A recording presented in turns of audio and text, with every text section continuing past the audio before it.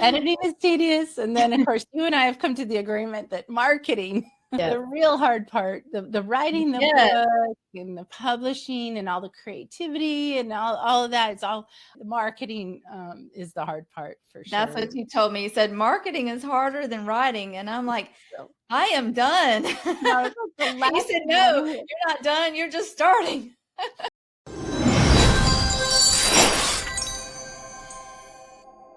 This is part 2 of Share Your Story. And if you haven't yet, I encourage you to watch part 1 as we talk about how healing it is and about the publishing process. You want to talk a little bit more about the difference in self-publishing and the traditional publishers? I know you touched on it a little bit, but is there Sure. anything else? There's long been this idea that, oh, you've really made it if you got traditionally published. You've made it. And it was the pinnacle of achievement.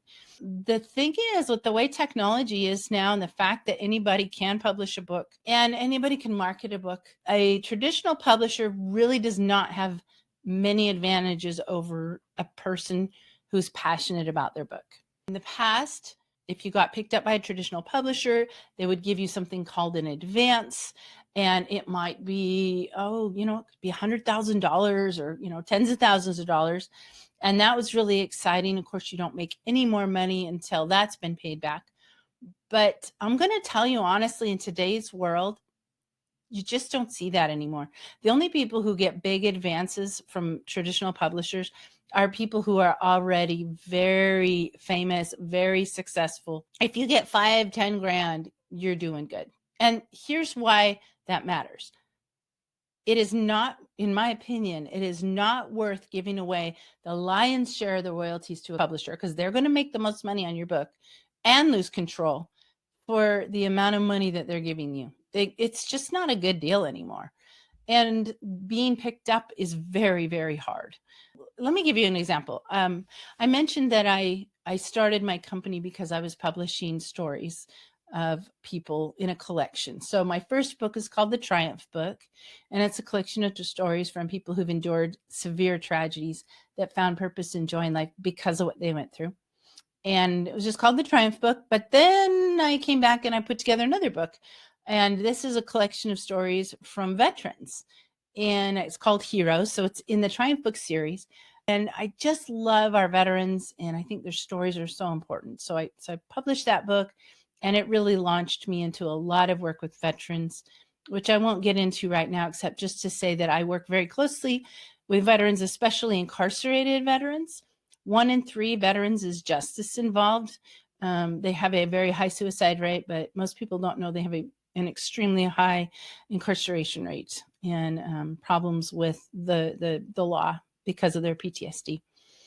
So then I published a book called Raising Wheels in this Triumph series.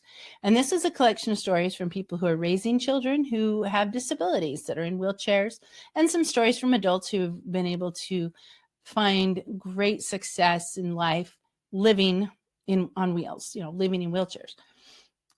I co-authored the book. I kind of had I call her a co-author. It was just sort of a collaboration, I guess you could say, with a family called the Kopp family, COPP, who I was working with them because they had this home that was not accessible for their 2 little boys in wheelchairs. And so I was trying to help them raise awareness and funds because they had bought this old home in Waco and they wanted to renovate it to be wheelchair accessible.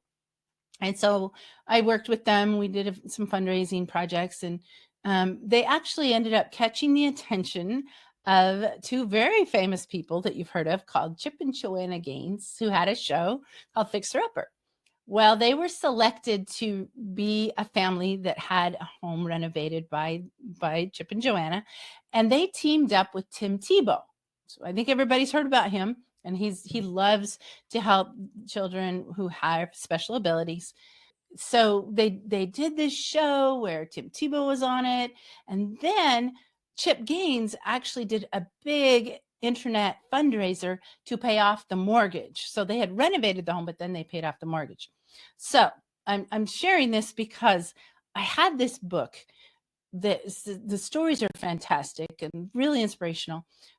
Anybody would get a lot out of it, even if you don't have a child with disabilities. But it was associated with a really popular TV show and a very famous athlete that everybody loves. And I thought, I think for the first time, I'm actually going to explore having this book traditionally published. Maybe it'll help the book to reach more people. And so I can talk about traditional publishing as an author who went on that route for a little while. And so I talked to agents, because you do have to have an agent. You cannot go directly to a big publisher. And and the agent is going to make profit on your book, and the publisher will make profit on your book. And you really get, if you get 10%, you're lucky. But anyway, so I went to an agent, and I was so excited, and I said, look at this amazing book and what it's associated with. And she said, well, what is your influence? Do you have a big following on YouTube or Facebook? And I said, well, Chip Gaines did this big fundraiser, and it was all over the internet, and they raised all the money. She said, yeah, but what's your reach? Long story short, even though I had this amazing book that I thought had huge potential, the agent wouldn't even pick it up, because today big publishers want to know that you already have a big audience. In other words, big publishers are not gambling at all. And it doesn't matter how good your book is. Now, here's where I draw the line. I said, oh, okay, that's interesting. So you're telling me that you expect me to have already done all the marketing, essentially, to have the audience ready and waiting for the book. You want to know that you're going to make lots of money because you picked up my book. But you know what? Why would I give you all of that? If I've got that, I'm going to publish myself, and I'm going to make all of the profits.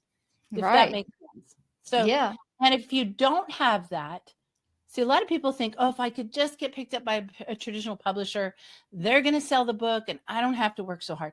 That's not true. It's not true at all. You still have to do all of the effort, all the marketing. You got to get out there. They're not paying you to do it. That's just the way that it is today in the book publishing world. I think it's really important that people know the truth about it. And I'm not the only one saying this. There's some, I can give you some links you can put in the description of some other videos to go watch. Other very famous, successful authors who were traditionally published and now don't go traditional at all anymore. And they talk about how hard it is to even get picked up. So yeah, I'm a big proponent, not just because I am an indie publisher, but I just really do believe it's the best route to go. I just think you should have control. And I'm not going to give this specific because I don't want to dog on anybody's book, but I'll just say I've seen some people who were picked up by traditional publishers. I knew what their plans were. I knew what their covers were, and I knew what was in the book, and I saw what the traditional publisher did, and I was horrified. Really, I was like, wow, I don't think it was anywhere as good as what they had originally planned. And so, right. And that's one of the things that I really liked about it, is that you have more control over the process. You know where you're at in the process, and just the book cover, the title, those things that you can control, and the speed at which you can get it done. I just couldn't see. I know you said it would take, with traditional publishing, sometimes it's a year or two just working on edits. Yeah, that too. I didn't even mention that. Yeah, and that's super important too. First of all, if you get picked up by a traditional publisher, you're not going to see your book published for at least a year and most likely 2 years. That's just how long it takes them. So if you've got something important, like I know with you wanted to get your book out there soon to start saving lives and protecting people from predators. And you don't want to do that 2 years from now. And really the reason it takes so long is because it goes through so many different types of editors. Right. And that's how hard editing is. Right. That's why you really can't do it yourself. Yeah. And that's because every editor looks for different things. So, yeah. Yeah, I just couldn't imagine waiting 2 more years to get this story out. Well, it did take me 2 years to write it. Well, from start to finish till the day it launched, and about a year and a half writing it. Then I talked to you in April, contacted you, and then the last 6 months we worked on the editing and the marketing. And so you just want to, I guess you may have already done this, but maybe share a little bit of the timeline of how long it would take from start to finish with getting to an editor. Yeah, good. Okay. Well, you know what? I would imagine every publishing company has their kind of procedures, and it probably depends also on how busy they are, how many clients they have. So all I can speak about is my process, if you will. And so for me, I am a very small company, and I want to stay that way. I'm not trying to publish, dozens of books a year. If I publish a dozen, I've had a good year. And that's because I really like to get to know and work closely with my clients. I don't hire other people to do my part. I do hire other people to do other aspects. Like I said, I'm kind of a project manager. But with that said, I can turn around a book in, I think 6 months is a good solid length. I've done it faster. I can do it faster, just depending on the length of the book, the amount of work that's been done on it, what kind of shape it's in. If the person has already kind of taken their manuscript to other people and got feedback and really worked on it, or if it's a really raw, kind of freshly written manuscript. Sometimes I can do it in 3 months. I would never promise to do it in less than 3 months. Just because there's no way to edit it properly if you do it too fast. And, it's a very tedious process. Yes. Editing is tedious. And then, of course, you and I have come to the agreement that marketing is the real hard part, the writing the book and the publishing and all the creativity and all of that. It's all the marketing is the hard part for sure. That's what you told me. You said marketing is harder than writing. And I'm like, I am done. No, you said, no, you're not done. You're just starting. Kind of like having a child. But you know what? You need to hear it. And anybody who's thinking about, if you just want to publish a book and give it to your family and friends, and I actually do another type of publishing I've been doing, which is like autobiography, personal history, family history.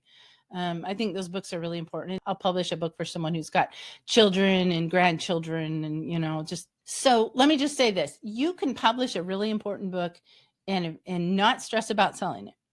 Right. Just don't think that it's going to sell if you don't market it, because the best book in the world, nobody's going to buy it because they just don't know about it. And so just like you have an adorable little baby, and as soon as that baby's born, you have to raise it, potty train it, and go through the teenage years. And anyone who's a parent will know that raising children is hard. And so yes, writing the book is hard, but raising that book, putting it into the world, it is. You just got to know. You got to be ready for it. It's going to be. I don't know if hard. I think hard can be applicable. It's definitely going to take a lot of time and effort. Yeah, and it can be joyful, but like you talked about when you we were in the process of publishing your book. We got your cover done, and I do promote to nonfiction authors, especially who are telling a story that will help others, that have a message and something you represent. For me, I represent finding triumph, writing, therapy that comes from that, sharing the therapy, all of that's kind of my message. So I have a channel called Triumph Talks, and basically what I'm doing with that is I interview authors to help them promote their books, and then I have the authors talk about their best advice for aspiring authors. And so that's kind of my message.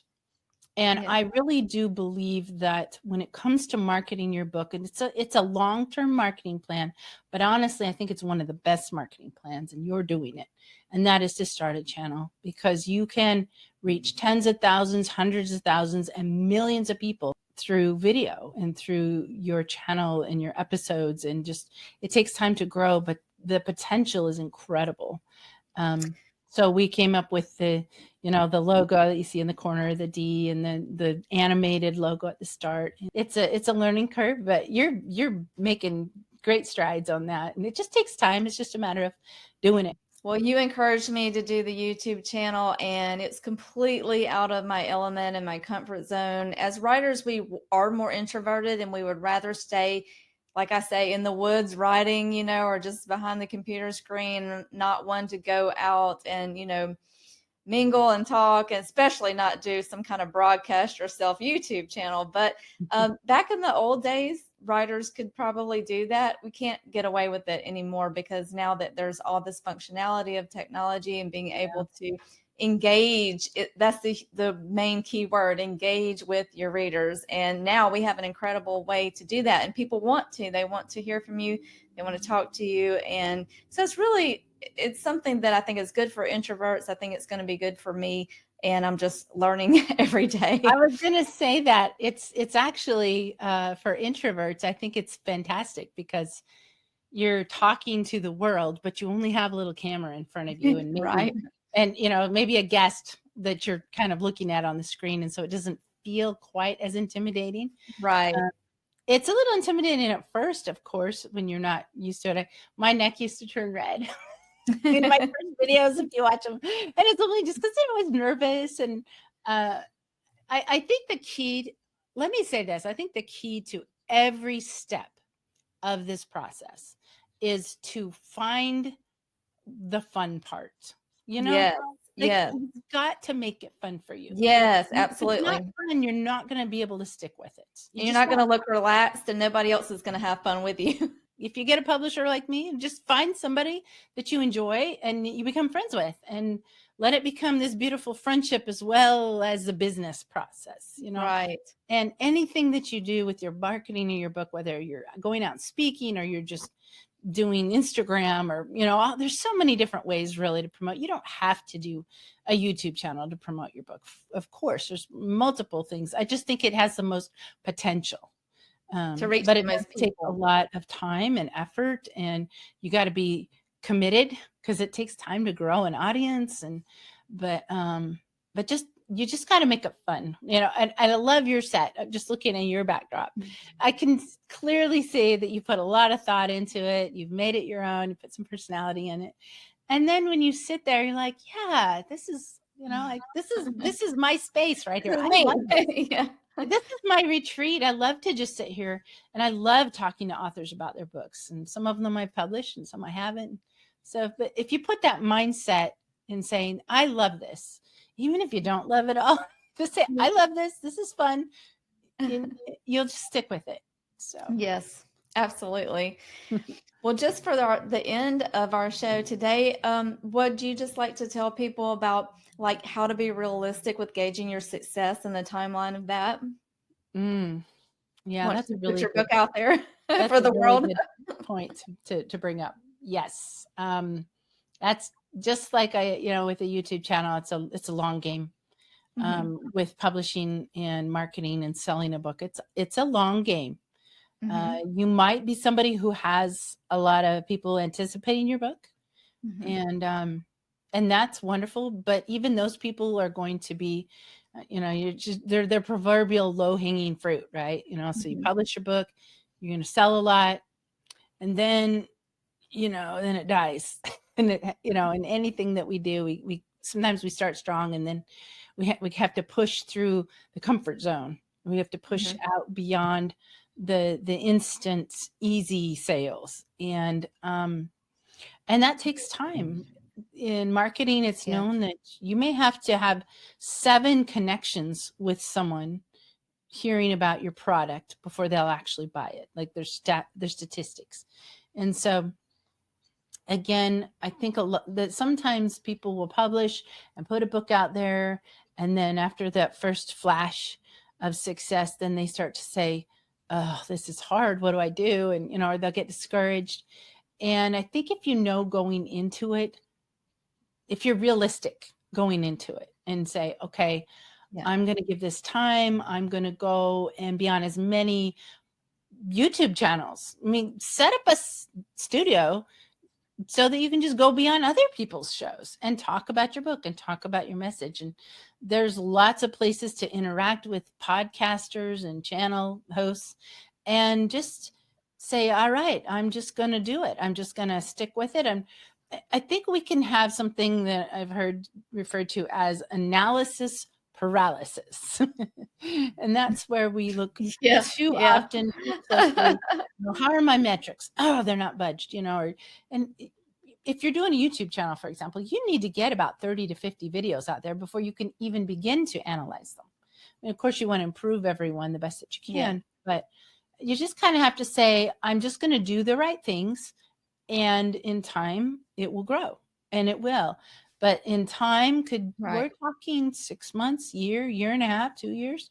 I mean, there's some people who've written books and they didn't become successful until years, decades, a lifetime later. I say a lifetime because sometimes they died before they were successful, or famous. Right.